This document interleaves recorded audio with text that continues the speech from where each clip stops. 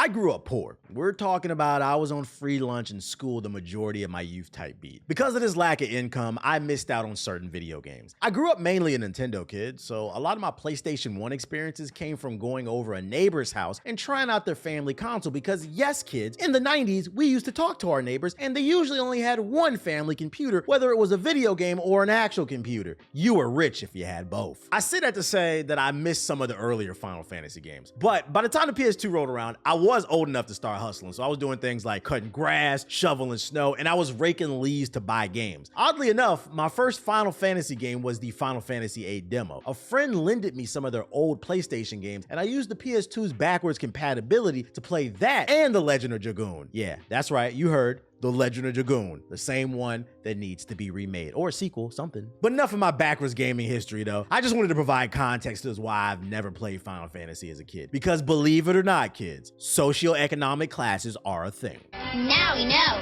And knowing is half the battle.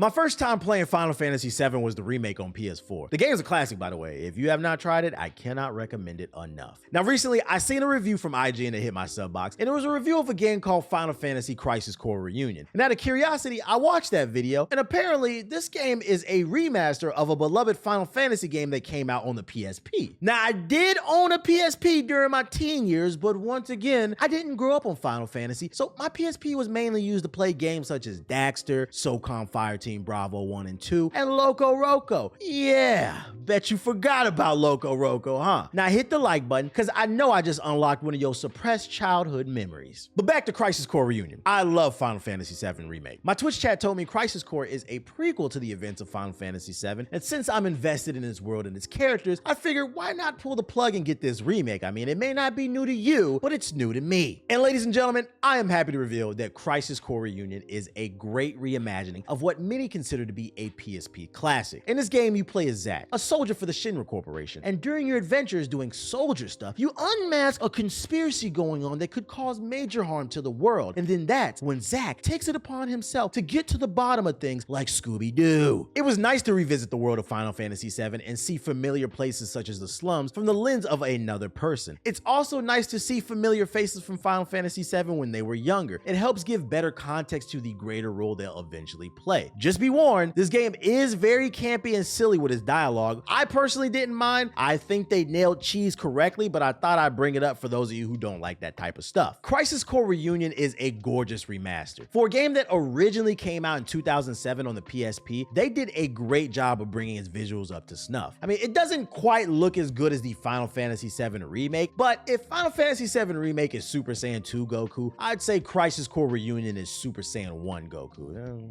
Close enough. I just wish the visuals were consistent. I'd argue 85% of this game's visuals are updated, but there's moments, especially later in the game, where the cutscenes weren't even updated, so you'll go from updated gameplay visuals to the original cutscenes from 2007, and it's very noticeable. It's like Square Enix just got to the end of the game's development and said, F it, most people won't notice. Most people probably won't even get to this part of the game. They're not gonna notice the 360p cutscenes, and sadly, we do, and it ruins the immersion. The good news is that this remaster contains several other small quality of life changes that make this the best version of the game. That includes a cleaner UI, they improved the camera, and the audio is top notch. Now, if you're wondering how the game plays, this is an action RPG. This is not the traditional turn-based RPG from the 90s, but something more akin to the Final Fantasy VII Remake. I mean, at first glance, it looks like a button masher, but there is this ebb and flow to things in terms of how the combat works. It was a bit weird to get used to at first, but once I did, I found myself having a lot of fun. One mechanic that's unique to this game and this game alone is there are slot machines that are constantly running on the top left. If you land on the right combination of images, you're granted boosts during your battle, and these boosts include damage boosts, special moves, heals, unlimited AP and unlimited mana, and there's more stuff. I really like this mechanic. It kept the battles feeling fresh because you never knew what you're gonna get. The only downside to this mechanic is I'm pretty sure this was only introduced to the PSP to mitigate its limited controls. The PSP did not have a second analog stick. That didn't come into the Vita, so a lot of people in my Twitch chat said, certain fights were harder than they needed to be because you lacked control over what was going on. I think that slot machine was supposed to be the great equalizer. In this update, you have access to another analog stick, so it's easier to move the camera around. So not only do you have more control over your player, but you now have bonus powers from the slot machine. This left the game feeling a bit easy if you grinded some of the side quests. I only did 10% of the game's side quests, and that was enough for me to breeze through the story. Thank God too, because it is a million side quests in this game, and they're all just dungeons with endless spawns of enemies, boss fights, and treasure chests. It was cool at first, but then you started to notice a pattern that I'm sure was established due to, once again, the limitations of the PSP. All in all though, I am glad that I picked up this game. The ending to this game was pure fire, and it made me appreciate the world Square Enix crafted even more. I cannot wait for part 2 of the Final Fantasy VII remake now that I have a better understanding of who Zack is. That being said though, this is a remaster of a PSP game that really only caters to Final Fantasy fans. As good as this game is, I don't think you need to rush out and buy it, especially if you're not already familiar with the Final Fantasy VII lore. So for Crisis Core Reunion, I'd recommend waiting until the price drops. And while you're waiting for the price to drop, I might as well give a special shout out to all the Joning level members on this channel. I'm talking about people such as Lante the Great, Cedric the Vampel, and Chief Keys. These are the people that help keep the lights on here at the village so I can continue to produce quality content for you guys. So please consider becoming a member of the channel by hitting the join button below the video player. There are all different types of cool perks for those who choose to financially back this channel, so be sure to check them out and see if there's something there for you. I hope you found this review helpful. If you did, please consider hitting the like button, commenting, and subscribing if you're new. If you want to check out more of my content and you're looking for a recommendation, then why not check out my preview of Hogwarts Legacy? Final Fantasy has magic in it, so maybe you like Hogwarts Legacy. Recently, I got some early hands-on time with the game, and I got to share my thoughts on it. A link will be in the description box below to that video. Anyways, I'd like to thank you guys for watching. My name is the Black Hokage, aka TBH, and to be honest, I'll see you guys on the next one.